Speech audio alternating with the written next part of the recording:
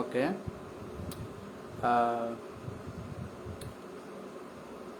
আসসালামু আলাইকুম রহমতুল্লাহি ওবারাকাতু। তো আজকে আমাদের ঠিক 9টায় লাইভ হওয়ার কথা ছিল। তো যেহেতু ঠিক 9টায় লাইভ হওয়ার কথা ছিল, আমি ঠিক 9টায় লাইভে জয়েন দিছিলাম, কিন্তু আমি এই গ্রুপের বদলে আমার অন্য একটা প্রাইভেট গ্রুপে ক্লাস শুরু করে দিয়েছিলাম ভুলে আর কি। ঠিক আছে, তো সেজন্য 20 মিনিট প্রায় দেরি হয়ে গেছে। তো সেজন্য সবার কাছে আমি দুঃখিত। ওয়ালাইকুম আসসালাম রহমতুল্লাহ। এখন তো ঠিক আছে না? এখন ঠিক আছে তো, যে আমি সহজ বায়োলজি গ্রুপ থেকেই তো লাইভে আসছি। ইয়েস, ওকে। তাহলে আমাদের আজকের টপিক হচ্ছে অ্যারোমেটিক হাইড্রোকার্বন নিয়ে আমরা পড়াশোনার চেষ্টা করব। ঠিক আছে, আসসালামু আলাইকুম সবাইকে, আমার সালাম। তো এখন হচ্ছে আমরা,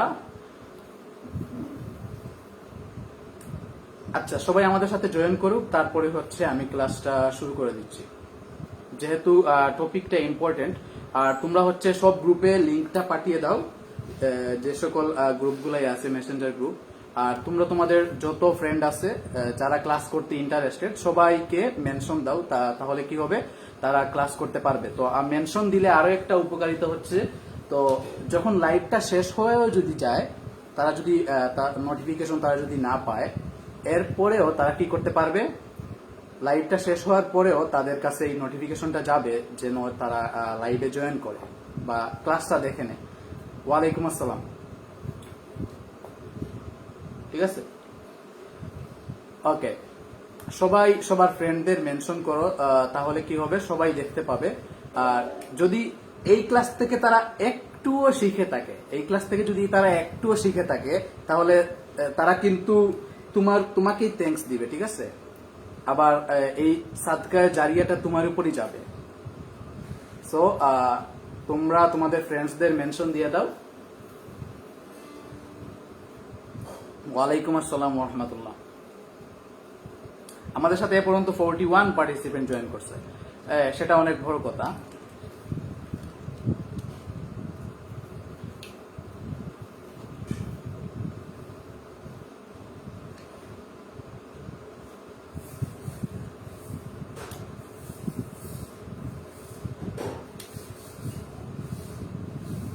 আদাব।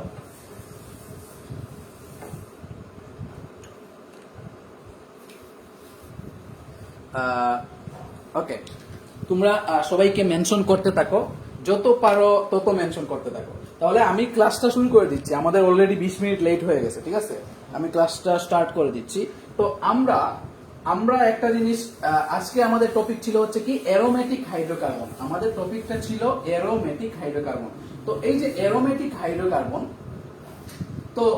অ্যারোমেটিক হাইড্রোকার্বন নামটা কোন জায়গা থেকে আসছে সেটা আমাদের দেখা লাগবে।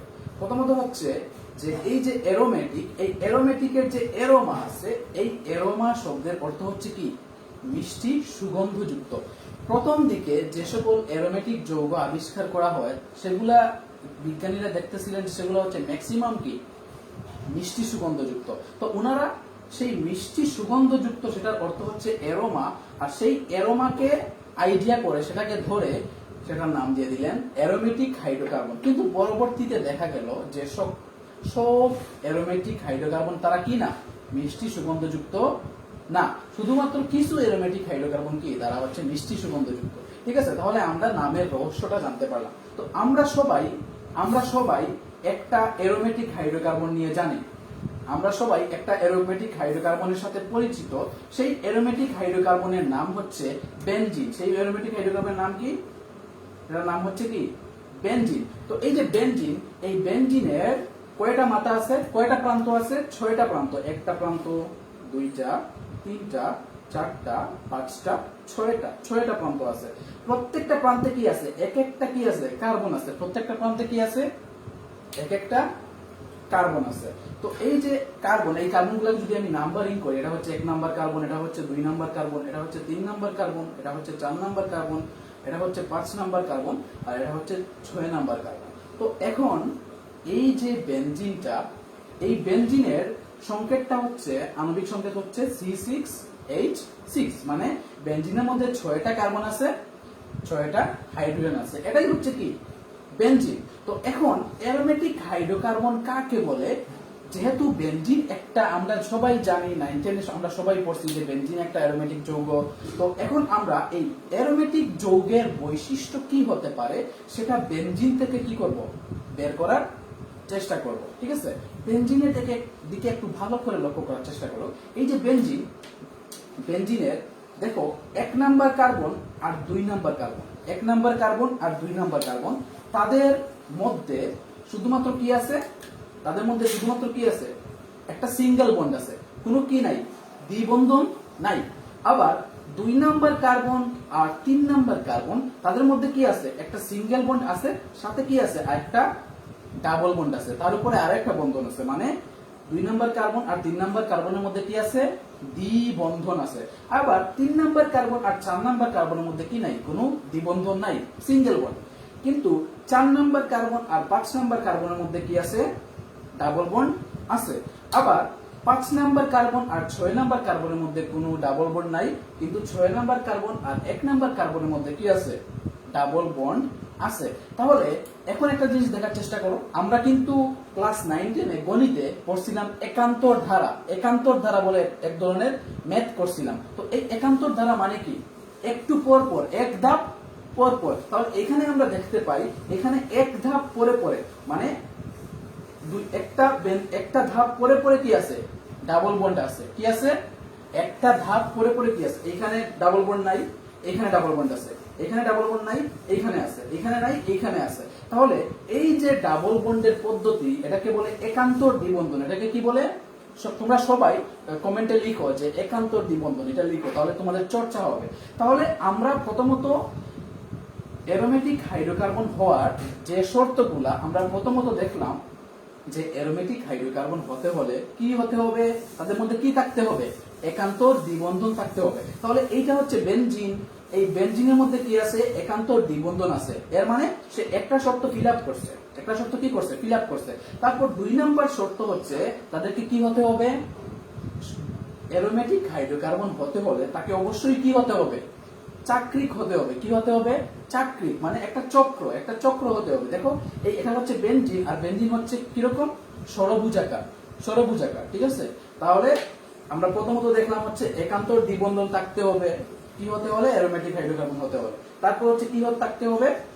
তারা কি হতে হবে? সাইক্লিক হতে হবে বা চাক্রিক হতে হবে।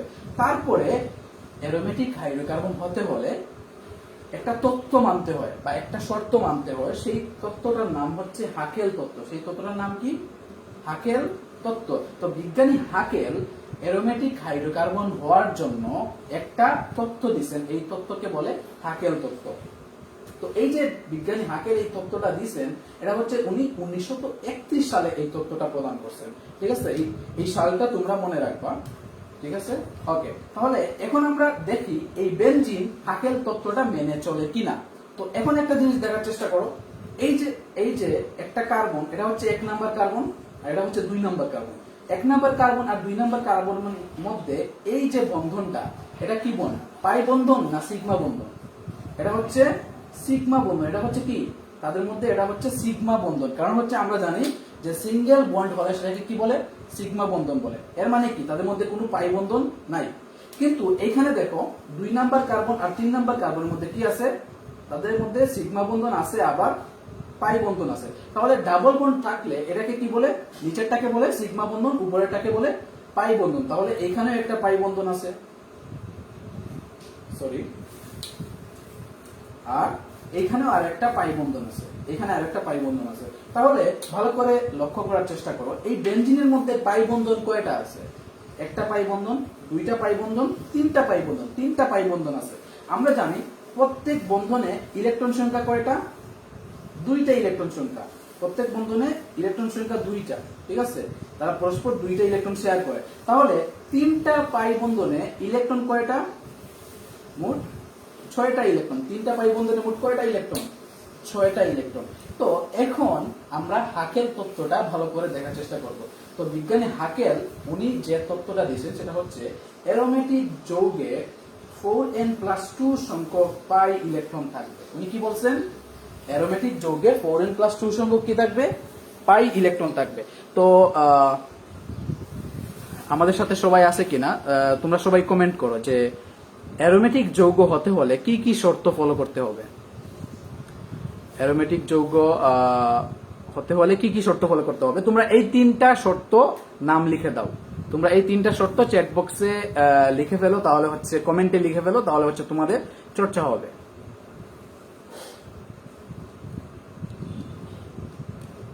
নর্মালি হচ্ছে এই যে ক্লাসটা সেটা হচ্ছে আমাদের প্রাইভেট ব্যাচের ক্লাস, তো ভাবলাম মাঝে মধ্যে 2-1টা পাবলিক ক্লাস নিলে হয়তো অনেকে উপকৃত হতে পারে, সেজন্য আর কি। তো ম্যাক্সিমামই দেখা যাচ্ছে আমাদের প্রাইভেট ব্যাচের স্টুডেন্টরা এই ক্লাসটা করতেছে।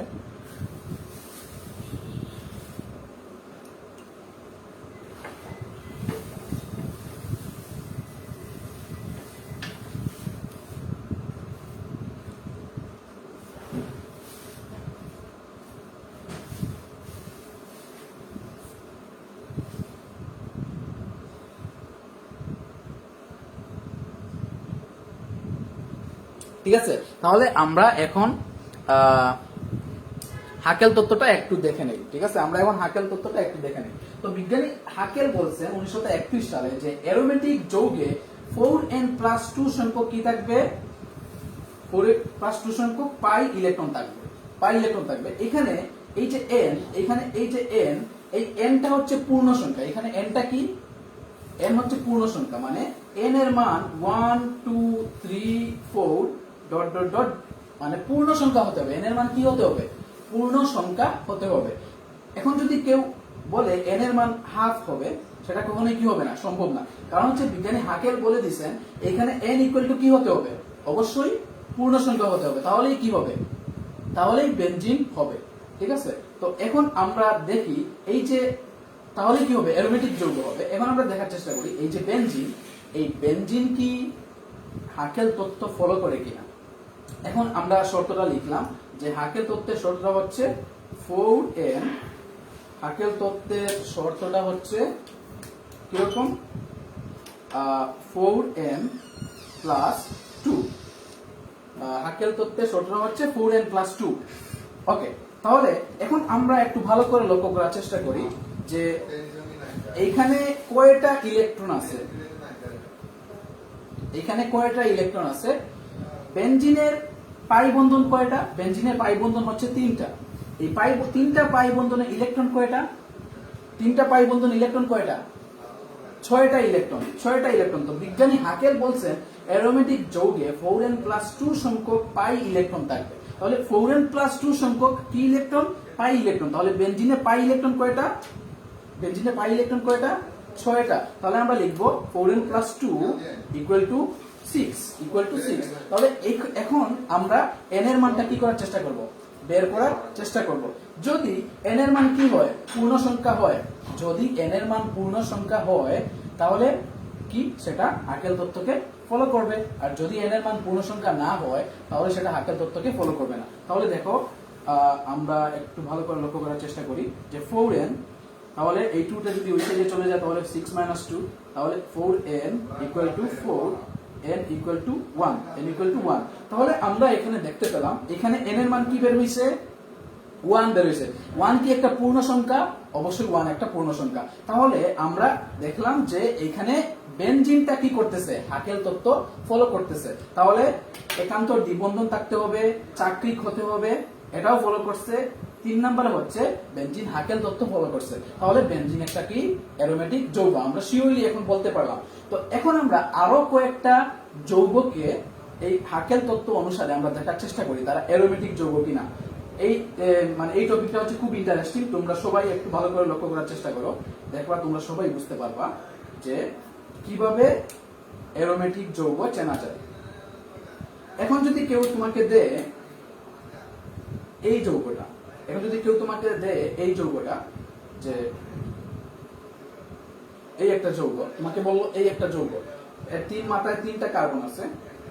তো এখন তোমাকে বললো যে এই যৌগটা অ্যারোমেটিক যৌগ কিনা, অ্যারোমেটিক হাইড্রোকার্বন কিনা। তো তখন তুমি কি করলা, 4n+2 ইকুয়াল টু কি লিখবা, এর পাই বন্ধন কয়টা, এর পাই বন্ধন হচ্ছে দুইটা। তাহলে দুইটা পাই বন্ধনে কয়টা ইলেকট্রন থাকবে? প্রতিটা পাই বন্ধনে কয়টা ইলেকট্রন থাকে? দুইটা ইলেকট্রন। তাহলে দুইটা পাই বন্ধনে ইলেকট্রন থাকবে চারটা। ঠিক আছে, তাহলে আমরা লিখলাম 4n + 2 = 4। তাহলে কি হবে? 4n 4 - 2। তাহলে n = 4n = 2। তাহলে n = 2/4। তাহলে কি হচ্ছে? ইকুয়াল টু হাফ হয়ে যাচ্ছে, হাফ হয়ে যাচ্ছে। তাহলে এখানে n এর মানটা কি হচ্ছে? এখানে n এর মান পূর্ণ সংখ্যা হচ্ছে না, এখানে n এর মান পূর্ণ সংখ্যা হচ্ছে না। তাহলে আমরা বলবো যে যেহেতু n এর মান পূর্ণ সংখ্যা হচ্ছে না, তাহলে এই যৌগটা একটা অ্যারোমেটিক হাইড্রোকার্বন না। যদিও সে কি? যদিও সে চাকরিক এবং আরো একটা দেখো, তার মধ্যে কিন্তু কি নাই? একান্তর দ্বিবন্ধন নাই, একান্তর দ্বিবন্ধন নাই। শুধুমাত্র সে চাকরিক, কিন্তু তার মধ্যে একান্তর দ্বিবন্ধন নাই, সে হাকেল তত্ত্বকে ফলো করে না, তাহলে সে অ্যারোমেটিক হাইড্রোকার্বন না। তো এখন আমরা আরো একটা যৌগ দেখার চেষ্টা করি, আরো একটা যৌগ ভালো করে লক্ষ্য করার চেষ্টা করি। এর আগে তোমাদের একটু রেসপন্স দেখার চেষ্টা করি যে তোমরা সবাই ভালো করে বুঝতে পারতেছো কিনা। এটা তোমরা সবাই একটু রেসপন্স করো যে তোমাদের বুঝতে কোনো সমস্যা হচ্ছে কিনা। এখনো কিন্তু আমাদের ক্লাসটা মাত্র শুরু হয়েছে, ঠিক আছে?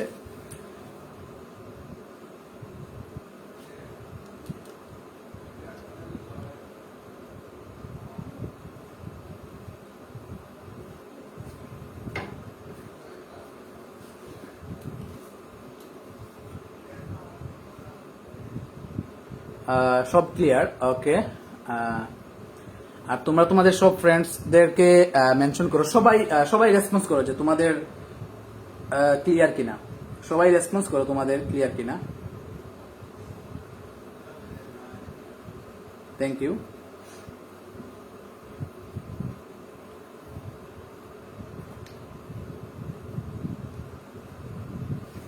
তো এখন আমরা আরো একটা যৌগ দেখার চেষ্টা করি। আরো একটা যৌগ দেখলে আমাদের আশা করি একদম ভালো করে ক্লিয়ার হয়ে যাবে। দেখো, একটা যৌগ আছে এরকম, এই যৌগটা হচ্ছে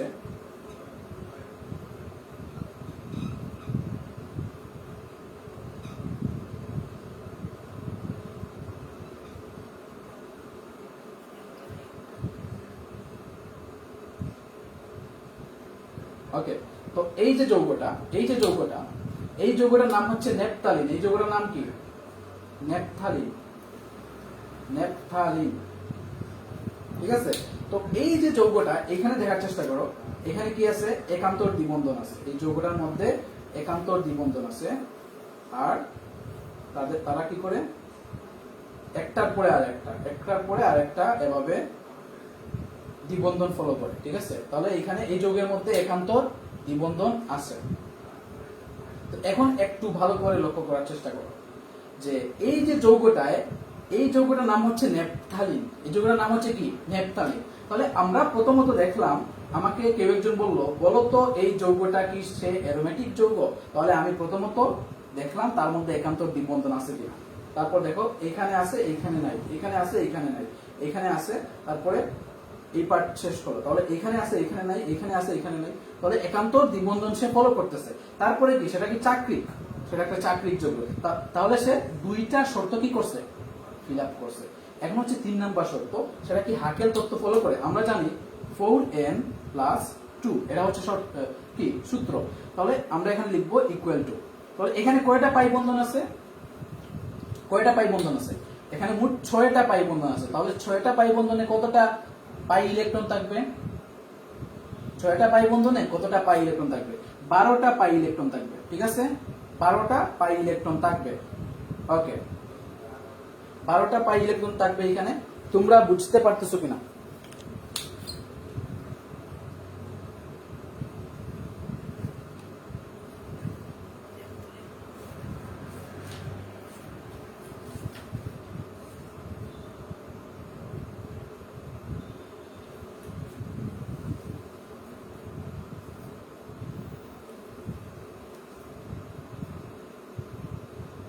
সরি, এখানে এরকম হবে এটা। তো এখানে দেখো, এই সাইডে কি আছে? এখানে কিন্তু ডাবল বন্ডটা আছে, এখানে ডাবল বন্ডটা আছে। ঠিক আছে, তো এটা হবে এরকম, এটা এরকম হবে। তাহলে একটু ভালো করে দেখার চেষ্টা করো, এখানে পাই বন্ধন আছে কয়টা? পাই বন্ধন আছে হচ্ছে 5টা। পাই বন্ধন আছে হচ্ছে কয়টা? 5টা হবে। তো 5টা পাই বন্ধনে মোট ইলেকট্রন থাকবে হচ্ছে 10টা। পাই ইলেকট্রন থাকবে কয়টা? 10টা পাই ইলেকট্রন। তাহলে আমরা এখানে লিখবো 4n + 2 = 10। 4n + 2 = 10। তাহলে একটু ভালো করে লক্ষ্য করার চেষ্টা করো। 4n 10 - 2, তারপর হচ্ছে এখানে কি হচ্ছে 4n = 8। তাহলে n = কি হচ্ছে 2 বের হচ্ছে। তাহলে দেখো এখানে 2 এটা কি একটা পূর্ণ সংখ্যা? এখানে 2 হচ্ছে একটা পূর্ণ সংখ্যা। তাহলে আমরা সবাই জানি n যদি এই সূত্রকে ফলো করে n যদি পূর্ণ সংখ্যা হয় তাহলে সেটা কি হবে? হাকেল তত্ত্বকে মেনে চললো। এর মানে কি? সেটা একটা অ্যারোমেটিক হাইড্রোকার্বন। তো এখন আমাদের যদি কেউ বলে যে এরকম একটা যৌগ মনে করো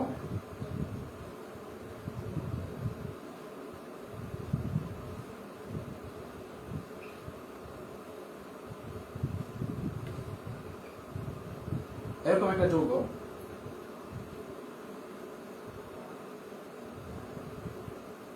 এই যৌগের মধ্যে কি আছে একটু ভালো করে দেখার চেষ্টা করো। তো এই যে যৌগ, এই যৌগের মধ্যে আমরা কয়টা পাই বন্ধন পাচ্ছি?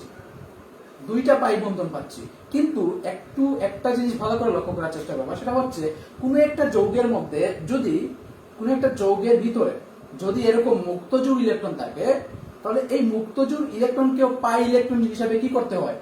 ধরতে হয়। তাহলে এখানে পাই বন্ধন আছে 2টা, এর মানে পাই ইলেকট্রন কয়টা? 4টা। এরপর হচ্ছে এই 2টা n এর যে মুক্তজোড় ইলেকট্রন, নাইট্রোজেনের যে উপরে যে 2টা মুক্তজোড় ইলেকট্রন আছে তাদেরকে আমরা কি ধরবো? গণনায় ধরবো। তাহলে 4, এখানে হচ্ছে 2টা, এখানে হচ্ছে 2টা, তাহলে 4টা, আর এখানে হচ্ছে 2টা, তারপর হচ্ছে 4 + 2, তাহলে কয়টা হচ্ছে? মোট 6টা হচ্ছে।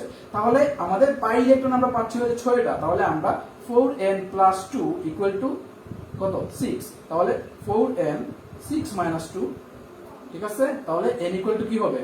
1 হবে। তাহলে এই যে যৌগটা, এই যৌগটার মধ্যে আসলে বাস্তবে দেখা যাচ্ছে যে এটার মধ্যে মাত্র 2টা পাই বন্ধন আছে। কিন্তু এই যৌগগুলোর ক্ষেত্রে শর্ত হচ্ছে যে যৌগের ভিতরে যে মুক্তজোড় ইলেকট্রনটা আছে, এই মুক্তজোড় ইলেকট্রনকে পাই ইলেকট্রন হিসেবে কি করতে হবে? গণনায় ধরতে হবে। তাহলে কি হবে না? ভুল হবে না। এবং এই যৌগটা হচ্ছে কি একটা অ্যারোমেটিক হাইড্রোকার্বন। ঠিক আছে? তাহলে আমরা হাকেল তত্ত্বটা ভালো করে বুঝতে পারলাম। এখন আমরা চলে যাব এই যে অ্যারোমেটিক হাইড্রোকার্বন, এই অ্যারোমেটিক হাইড্রোকার্বনের কিছু প্রস্তুতি আমরা দেখার চেষ্টা করব। তো সাধারণত যে অ্যারোমেটিক হাইড্রোকার্বন আছে, তো এর মধ্যে সবচেয়ে বেশি প্রমিনেন্ট বা সবচেয়ে বেশি আছে হচ্ছে বেনজিন। তো বেনজিনকে বেশি ফলো করা হয়, এটাকে স্ট্যান্ডার্ড হিসেবে ধরা হয়, এবং বেনজিনের বিক্রিয়া সমূহ বেশি দেখানো হয়। সেজন্য আমরা প্রথমে বেনজিনের প্রস্তুতিটা একটু ভালো করে দেখার চেষ্টা করব। তার আগে আমরা একটা জিনিস ভালো করে দেখে নেই যে ধরো এটা হচ্ছে কি? এটা হচ্ছে বেনজিন। তো অ্যারোমেটিক হাইড্রোকার্বনের একটা আলাদা বৈশিষ্ট্য আছে। দেখো বেনজিনে কি থাকবে? একান্তর দ্বিবন্ধন থাকবে। কি থাকবে? একান্তর দ্বিবন্ধন। তো অ্যারোমেটিক হাইড্রোকার্বনের একটা আলাদা বৈশিষ্ট্য আছে, এটা হচ্ছে 4 নাম্বার বৈশিষ্ট্য হিসেবে ধরে নাও। সেটা হচ্ছে তাদের মধ্যে রেজোনেন্স আছে। কি আছে? রেজোনেন্স। অ্যারোমেটিক হাইড্রোকার্বনের মধ্যে কি আছে? রেজোনেন্স ধর্ম। কি ধর্ম? রেজোনেন্স ধর্ম। তো এই রেজোনেন্স ধর্মটা কি? একটু ভালো করে খুব মনোযোগ দিয়ে দেখার চেষ্টা করো। এই যে একটা পাই বন্ধন, এই পাই বন্ধনটা এই জায়গায় স্থায়ী না। এই পাই বন্ধনটা কি না? এই জায়গায় স্থায়ী না। এই পাই বন্ধনটা এখান থেকে এইখানে চলে যাবে, আবার এই পাই বন্ধনটা এখান থেকে এইখানে চলে যাবে, কিছুক্ষণ পর পর চলে যাবে, আবার এই পাই বন্ধনটা এখান থেকে এইখানে চলে যাবে। এর মানে তাদের মধ্যে পাই বন্ধন কয়টা থাকবে? সবসময় কয়টা থাকবে? 3টা থাকবে। কিন্তু এই পাই বন্ধনগুলা কি করতে থাকবে?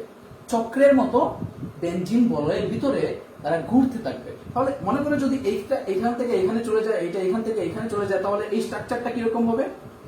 এই স্ট্রাকচারটা হবে এরকম। তখন এইটা চলে আসলো এইখানে, তখন এরকম হবে। এইটা চলে গেল ওইখানে, তখন এরকম হবে। এইটা যদি চলে যায় ওইখানে, তখন হবে এরকম। তাহলে দেখো আবার যখন এরকম হবে তখন এই বন্ধনটা চলে যাবে এইখানে, এটা চলে আসতে চাইবে এইখানে, এটা চলে যাবে এইখানে। মানে এরকম চক্রের মতো এই যে পাই বন্ধনগুলো আছে, এই পাই বন্ধনগুলো কি করতে থাকবে? ঘুরতেই থাকবে। এই যে ধর্মটা, এই ধর্মকে কি বলে? অ্যারোমেটিক হাইড্রোকার্বনের কি ধর্ম? রেজোনেন্স ধর্ম। এখন যেহেতু যেহেতু এই পাই বন্ধনগুলা বেনজিন বলয়ের ভিতরে বা অ্যারোমেটিক হাইড্রোকার্বনের বলয়ের ভিতরে তারা কি করতে থাকে? ঘুরতে থাকে। সেজন্য বেনজিনকে যখন আমরা লিখবো তখন সাধারণভাবে বেনজিনকে এভাবে লেখা হয়, ভিতরে এরকম তিনটা পাই বন্ধন না দিয়ে একটা গুল চিহ্ন দেওয়া হয়। এর মানে কি? এই পাই বন্ধনের যে চক্রটা সেটা কি করতে আছে? সবসময় ঘুরতেই আছে। এটা কিসের জন্য দেয়া হয়?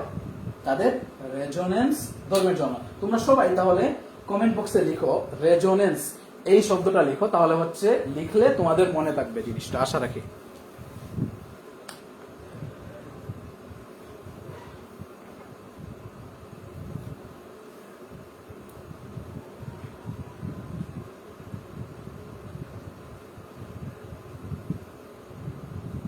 ওকে,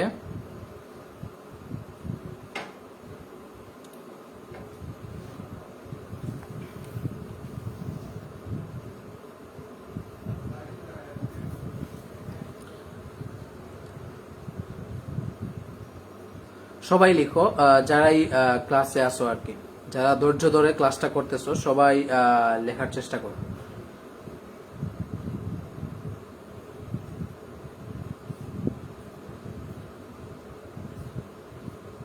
আর তোমাদের সবার ফ্রেন্ডসদেরকে যারাই আসো মেনশন করো কমেন্টে, যাতে তারা ক্লাসটা দেখতে পারে।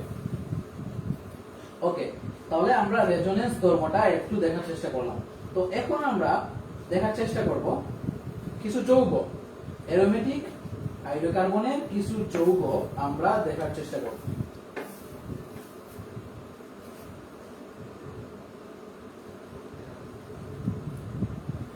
তো এটা হচ্ছে কি? তোমরা সবাই দেখার চেষ্টা করো। এটা হচ্ছে কি? এটা হচ্ছে একটা বেনজিন। এটা হচ্ছে কি? একটা বেনজিন। তো আমরা সবাই জানি আর দ্বারা কি বোঝানো হয়? আমরা সবাই জানি আর দ্বারা কি বোঝানো হয়? আর দিয়ে কি বোঝানো হয়? অ্যালকাইল মূলক। কি বোঝানো হয়? অ্যালকাইল মূলক বোঝানো হয়। আর দ্বারা বোঝানো হয় অ্যালকাইল মূলক। তাহলে এখানে আর কি হতে পারে? আর ইকুয়াল টু CH3 হতে পারে, আর ইকুয়াল টু হতে পারে CH3, CH2 হতে পারে। তাহলে CH3 এর নাম কি? তোমরা সবাই জানো, যারাই আমাদের প্রাইভেট ব্যাচে ক্লাস করো সবাই জানো যে CH3 এর নাম হচ্ছে মিথাইল। CH3 এর নাম হচ্ছে কি? মিথাইল। এই CH3, CH2 এটার নাম কি? এটার নাম হচ্ছে ইথাইল। এরকম ভাবে আরো অনেক কি আছে? অ্যালকাইল মূলক আছে। যখন ধরো এখানে কি আছে? বেনজিনে 6টা প্রান্তের মধ্যে 6টা কার্বন আছে। 6টা প্রান্তের মধ্যে কি আছে? 6টা কার্বন আছে। প্রত্যেকটা কার্বনের সাথে কি থাকে? একটা হাইড্রোজেন থাকে। প্রত্যেকটা কার্বনের সাথে কি থাকে? একটা হাইড্রোজেন থাকে এভাবে, সেটা আমি আর দেখাচ্ছি না। তো এখন কোন একটা কার্বনের এই যে হাইড্রোজেন আছে, এই হাইড্রোজেনকে সরিয়ে এখানে যদি আমি কি বসিয়ে দিই? CH3 কে বসিয়ে দেই। ধরো এই কার্বনগুলো, যে 6টা কার্বন আছে 6টা প্রান্তে, প্রত্যেকটা কার্বনে কি আছে? প্রত্যেকটা কার্বনের সাথে, যেহেতু বেনজিনের আণবিক সংকেতটা হচ্ছে C6H6, তো এর মানে 6টা হাইড্রোজেন আছে। তো 6টা হাইড্রোজেন থেকে আমি একটা হাইড্রোজেনকে সরিয়ে কি বসালাম? মিথাইল মূলকটা বসালাম, মানে একটা আর কে বসালাম, অ্যালকাইল মূলক। এই অ্যালকাইল মূলকের মধ্যে একটা হচ্ছে মিথাইল মূলককে বসালাম। তাহলে এই বেনজিনের নাম কি হবে, বা এই অ্যারোমেটিক যৌগের নামটা কি হবে?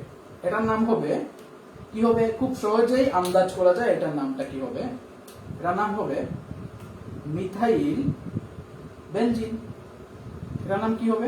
Methyl benzene. তো এই মিথাইল বেনজিনের অপর নাম হচ্ছে টলুইন। এই মিথাইল বেনজিনের অপর নাম কি? টলুইন। টলুইন। তো এখন যদি কেউ এই CH3 এর বদলে এখানে CH3, CH2 বা এখানে CH2, CH3 বসিয়ে দেয়, প্রতিস্থাপন করে, তাহলে এটার নাম কি হবে? এটার নাম কি মিথাইল বেনজিন হবে? না, তখন এটার নাম কি হয়ে যাবে? ইথাইল বেনজিন হবে। আর আমরা সবাই জানি যে মিথাইল বেনজিনের অপর নাম কি? মিথাইল বেনজিনের অপর নাম হচ্ছে টলুইন। তাহলে এই টলুইন নিয়ে ফিউচারে অনেক বিস্তারিত আলোচনা আছে। তাহলে আমরা দেখলাম যে বেনজিন থেকে কিভাবে মিথাইল বেনজিন হয় বা টলুইন হয়। এখন আমরা বেনজিনের প্রস্তুতি একটু ভালো করে দেখার চেষ্টা করব। সাধারণত আমি এই গ্রুপে লাইভ ক্লাস নেই না, আর লাইভ ক্লাস না নিয়ে মানে আগের যে অভ্যাসটা ছিল সেটা চলে গেছে। তো হঠাৎ করে লাইভ ক্লাস নিতে মানে একটু অন্যরকম লাগতেছে, ঠিক আছে। তো সাধারণত আমরা এই চ্যাপ্টারটা আমাদের প্রাইভেট ব্যাচে পড়ানো হচ্ছে। মিথাইল বেনজিনের অপর নাম হচ্ছে টলুইন, সবাই বুঝতে পারছো তাহলে। ওকে, তাহলে এখন আমরা খুব গুরুত্বপূর্ণ কিছু জিনিস পড়ার চেষ্টা করব, সেটা হচ্ছে বেনজিনের প্রস্তুতি। আমরা কি জানার চেষ্টা করব? বেনজিনের প্রস্তুতি জানার চেষ্টা করব। তার আগে আমি একটু বলে নেই যে ধর এটা হচ্ছে কি বেনজিন, এটা হচ্ছে কি বেনজিন। তো বেনজিনের কয়টা থাকে? পাই বন্ধন কয়টা থাকে? 3টা থাকে। তো বেনজিনের যে কোনো একটা হাইড্রোজেনকে সরিয়ে যদি CH3 কে বসানো হয় তাহলে সেটাকে কি বলে? মিথাইল বেনজিন বলে বা টলুইন বলে। এখন যদি একটা হাইড্রোজেন না, 2টা হাইড্রোজেনকে সরিয়ে যদি আরো একটা CH3 বসানো হয়, আরো একটা হাইড্রোজেনকে সরিয়ে, তখন সেটার নাম আর কি থাকবে না? টলুইন থাকবে না, তখন সেটার নাম হবে জাইলিন। তখন সেটার নাম কি হবে? জাইলিন। তখন আমরা সেটাকে বলবো জাইলিন। আশা করি তোমাদের আমি বোঝাতে পারতেছি আর কি। জাইলিন, ঠিক আছে।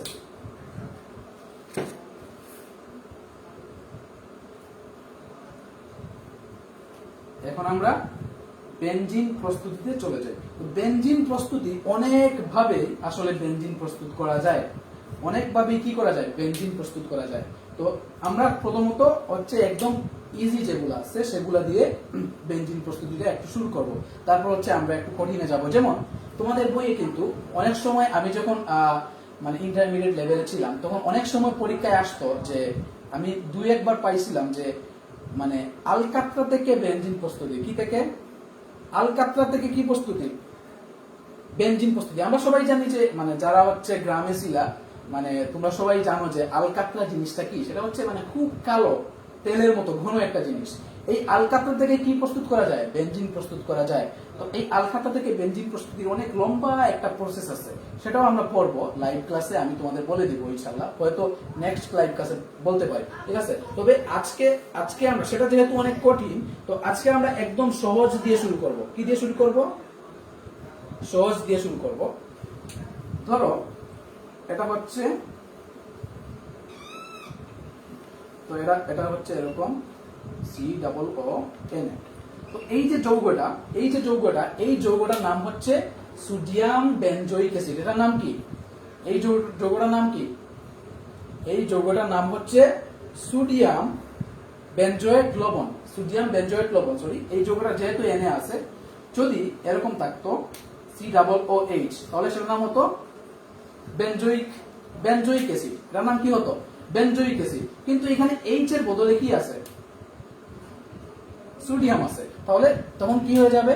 সোডিয়াম বেনজোয়েট লবণ। এটার নাম হচ্ছে সোডিয়াম, প্রথমত হচ্ছে সোডিয়াম। আর এটা কি? এই স্ট্রাকচারটার নাম কি? বেনজিন। এই স্ট্রাকচারটার নাম কি? বেনজিন। আর যেহেতু COO আছে, এর মানে কি? এটা কার্বক্সিলিক অ্যাসিড। কার্বক্সিলিক অ্যাসিড থাকলে আমরা নামের সাথে কি লাগাই? ওইক অ্যাসিড লাগাই। তাহলে এটার নাম হবে সোডিয়াম। আর যেহেতু সোডিয়াম এড হয়েছে হাইড্রোজেনকে সরিয়ে, এখানে আগে কি ছিল? হাইড্রোজেন ছিল, এটাকে সরিয়ে কে এড হয়েছে? সোডিয়াম এড হয়েছে। এর মানে কি হয়ে গেছে? লবণ হয়ে গেছে। তাহলে এটার নাম হবে সোডিয়াম বেনজোয়েট লবণ। তো এই যে সোডিয়াম বেনজোয়েট লবণ আছে, এই সোডিয়াম বেনজোয়েট লবণের সাথে আমরা যদি NaOH সোডিয়াম হাইড্রোক্সাইডকে মেশাই তাহলে কি হবে? একটু ভালো করে লক্ষ্য করো। এই যে সোডিয়াম বেনজোয়েট লবণ, তার সাথে আমি কাকে মিশালাম? Sodium hydroxide. এই সোডিয়াম হাইড্রোক্সাইডকে যদি আমরা মেশাই তাহলে এখানে তৈরি হবে কি? তৈরি হবে এখানে একটা সোডিয়াম, এখানে একটা সোডিয়াম, তৈরি হচ্ছে Na2 আর এখানে একটা কার্বন C, তারপর হচ্ছে এখানে একটা অক্সিজেন, 2টা অক্সিজেন, 3টা অক্সিজেন, তৈরি হচ্ছে Na2CO3। কি তৈরি হচ্ছে দেখো? সোডিয়াম বেনজোয়েট লবণের সাথে আমি কাকে মিশ্রিত করলাম? সোডিয়াম হাইড্রোক্সাইডকে। তাহলে দেখো এই সোডিয়াম হাইড্রোক্সাইড আর এই সোডিয়াম বেনজোয়েট লবণের এই পার্টটা তারা পরস্পর কি হবে? যুক্ত হবে। তাহলে এখানে এই সোডিয়াম আর এই সোডিয়াম কি হবে Na2, এই কার্বনটা থাকবে, তারপরে এখানে দুইটা অক্সিজেন, এখানে একটা অক্সিজেন, তাহলে CO3, তাহলে তারা কি তৈরি করলো,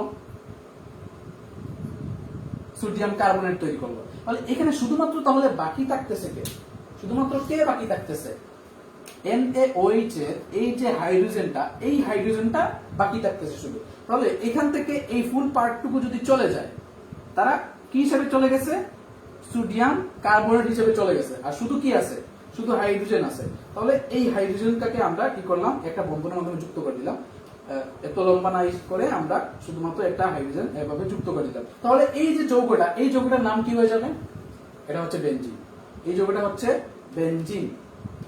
তাহলে ভালো করে লক্ষ্য করার চেষ্টা করো যে আমরা সোডিয়াম বেনজয়েট লবণের সাথে সোডিয়াম হাইড্রোক্সাইডকে মিশ্রিত করে আমরা সোডিয়াম কার্বনেট পেলাম, সাথে পেলাম হচ্ছে বেনজিন। ঠিক আছে, ওকে। এখন আসো ফেনল, দেখো এটা হচ্ছে তোমার বেনজিন, এটা হচ্ছে তোমার কি বেনজিন, এই যৌগটাকে কি বলে, বেনজিন বলে। এই বেনজিনের সাথে যদি একটা OH যুক্ত হয়, বেনজিনের একটা হাইড্রোজেনকে সরিয়ে যদি একটা OH যুক্ত হয়, তাহলে সেটার নাম হয়ে যায়, কি হয়ে যায়, ফেনল হয়ে যায়। কি হয়ে যায়, ফেনল হয়ে যায়। এই যে ফেনল আছে, এই ফেনলের সাথে আমি যদি জিঙ্ককে কি করি, মিশ্রিত করি, এটা কি জিঙ্ক, এই ফেনলের সাথে যদি জিঙ্ককে মিশ্রিত করা হয়, তাহলে কি তৈরি হচ্ছে, দেখো এই যে জিঙ্ক, এই জিঙ্ক কি করবে, সে এইখান থেকে যে একটা অক্সিজেন, এই অক্সিজেনকে সে নিয়ে নিবে, অক্সিজেনকে নিয়ে সে তৈরি করবে জিঙ্ক অক্সাইড। কি তৈরি করবে, জিঙ্ক অক্সাইড। এখান থেকে যদি একটা অক্সিজেন সে নিয়ে নেয়, তাহলে কি বাকি থাকলো, শুধুমাত্র হাইড্রোজেন বাকি থাকলো। তাহলে এখানে যদি হাইড্রোজেন বাকি থাকে, তাহলে এই যৌগটার নাম কি হয়ে যাবে, বেনজিন হয়ে যাবে। কারণ আমরা জানি যে বেনজিনের প্রত্যেক প্রান্তে কি আছে, একটা হাইড্রোজেন আছে। তাহলে এই প্রান্তে যদি হাইড্রোজেন হয়ে যায়, তাহলে বেনজিনের শর্তটা ফিল আপ হয়ে যাবে, তাহলে বেনজিন তৈরি হয়ে গেল। তাহলে আমরা প্রথমত শিখলাম সোডিয়াম বেনজয়েট লবণ থেকে বেনজিন তৈরি করা যায়। তারপরে হচ্ছে আমি একদম ফার্স্টে বলছিলাম আলকাতরা থেকে কি করা যায়, বেনজিন তৈরি করা যায়। তারপরে আমি বললাম ফেনল থেকে কি করা যায়, বেনজিন তৈরি করা যায়।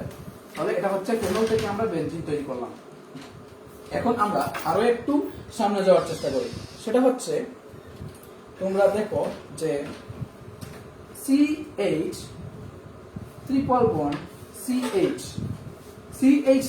CH, আমরা তো আমাদের প্রাইভেট পেজে আমরা নামকরণ অনেক আগেই পড়ে ফেলছি। এটার নাম কি হবে, সবাই বলো, এটার নাম কি হবে,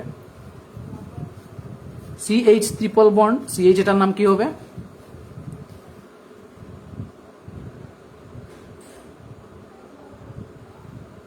তাড়াতাড়ি তোমরা বলার চেষ্টা করো।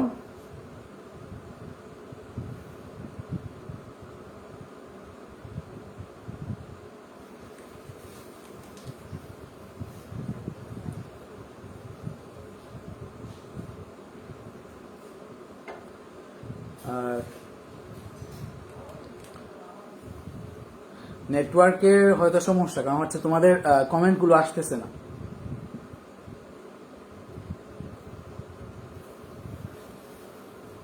এটাকে বলে অ্যাসিটিলিন বা কি বলে, ইথাইন বলে। ইয়েস, জুরাইয়া চৈতি, তারপর হচ্ছে জেসমিন, তারপর হচ্ছে জ্যোতিকা, তারা সবাই বলতেছে যে ইথাইন, এটার নাম হবে ইথাইন। ঠিক আছে, বা ইথাইনের অন্য নাম হচ্ছে অ্যাসিটিলিন। তাহলে এই যে অ্যাসিটিলিন, এই অ্যাসিটিলিন থেকে আমরা কি করতে পারি, এই অ্যাসিটিলিন থেকে আমরা বেনজিন তৈরি করতে পারি।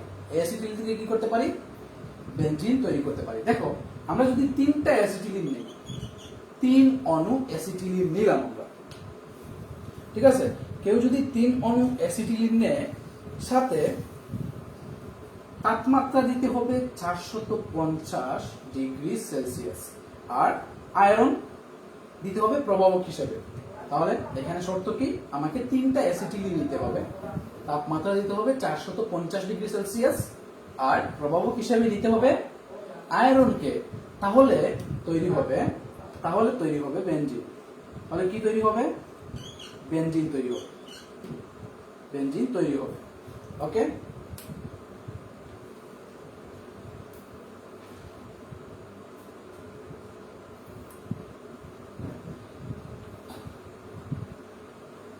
দেখো এখানে বেনজিন মানে কি? বেনজিন মানে হচ্ছে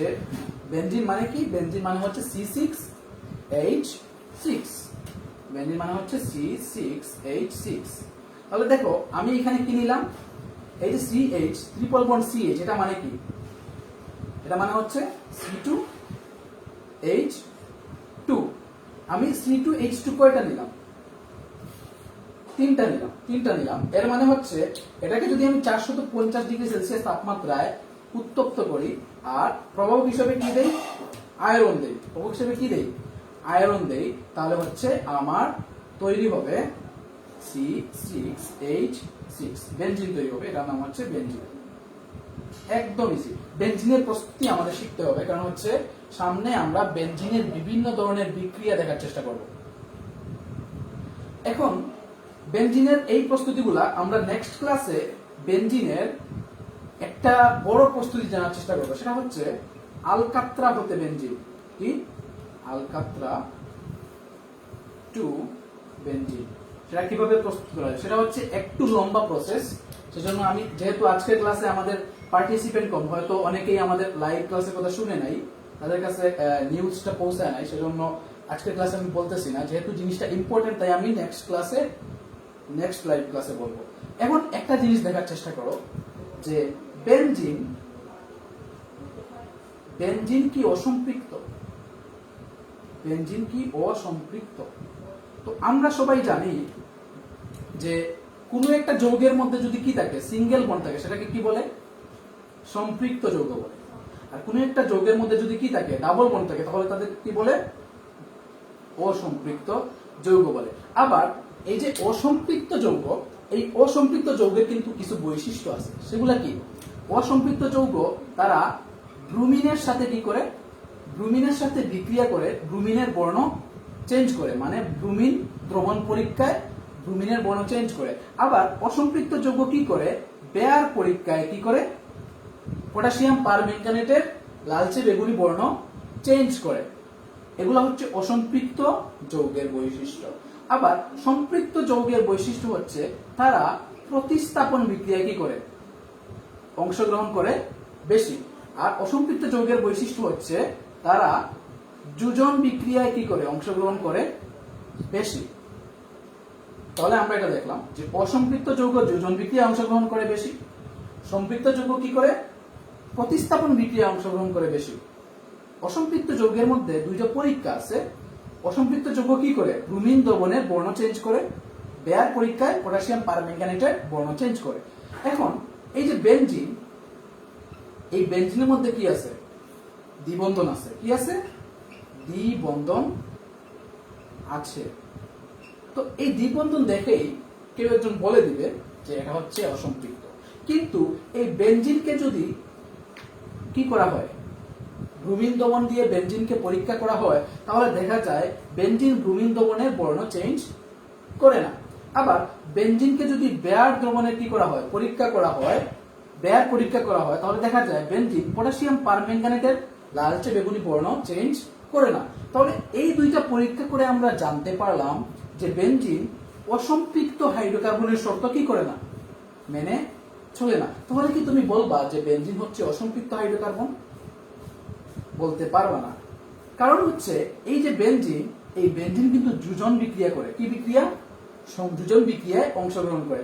আবার এই বেনজিন প্রতিস্থাপন বিক্রিয়ায় অংশগ্রহণ করে। মানে এই বেনজিনটা সম্পৃক্ত হাইড্রোকার্বনের বৈশিষ্ট্য যেমন মেনে চলে, অসম্পৃক্ত হাইড্রোকার্বনের কি করে? বৈশিষ্ট্য মেনে চলে। এজন্য এই বেনজিনকে অনেক জৈব রসায়নবিদ ওনারা বলছেন যে বেনজিন হচ্ছে সম্পৃক্ত এবং অসম্পৃক্ত হাইড্রোকার্বনের মাঝামাঝি একটা যৌগ। অসম্পৃক্ত এবং সম্পৃক্ত হাইড্রোকার্বনের মাঝামাঝি একটা যৌগ, বা এটাকে বলা হয় ভিন্নরূপী অসম্পৃক্ত যৌগ। তাহলে আমরা কি জানলাম?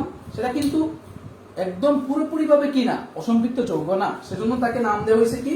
ভিন্নরূপী অসম্পৃক্ত যৌগ। তোমরা বুঝতে পারছো কিনা একটু রেসপন্স করে জানাও।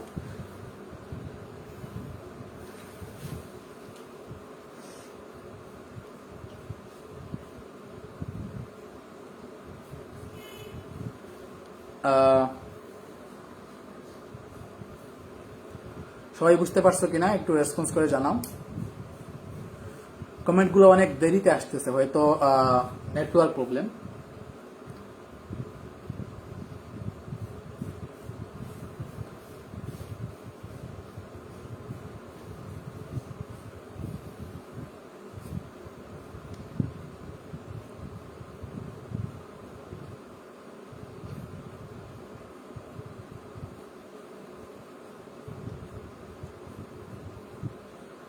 তোমরা কি কমেন্ট করতেছো?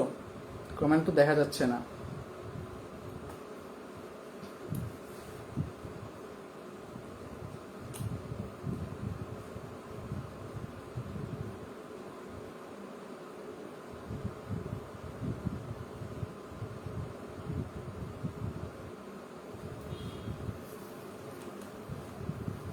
ওকে,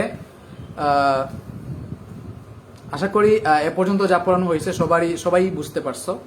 আর আমাদের যেহেতু আজকে নেটওয়ার্কও প্রবলেম করতেছে একটু, আর সবাই এই ইনফরমেশনটা জানে না ক্লাসে, সেজন্য আমাদের ক্লাস হয়তো প্রায় 1 ঘন্টার মতো হয়ে গেছে, কারণ হচ্ছে ওই গ্রুপে আমি আরো 20 মিনিট ক্লাস নিয়েছিলাম, এখানে প্রায় 46 মিনিট হয়ে গেছে, 46 মিনিট। তো আমাদের আজকের ক্লাসটা এ পর্যন্তই থাকলো। আর নেক্সট ক্লাসটা হবে মঙ্গলবারে সন্ধ্যা 7:30-এ, 7:30টায় হবে। তো সবাই ওই ক্লাসে থাকবা, ওইখানে আমরা বেনজিনের বিভিন্ন ধরনের বিক্রিয়া পড়ার চেষ্টা করব। ঠিক আছে, সে পর্যন্ত সবাই ভালো থাকো, আমার জন্য দোয়া রাখবা, আর তোমাদের জন্য দোয়া রইল ইনশাআল্লাহ। আসসালামু আলাইকুম রহমতুল্লাহ।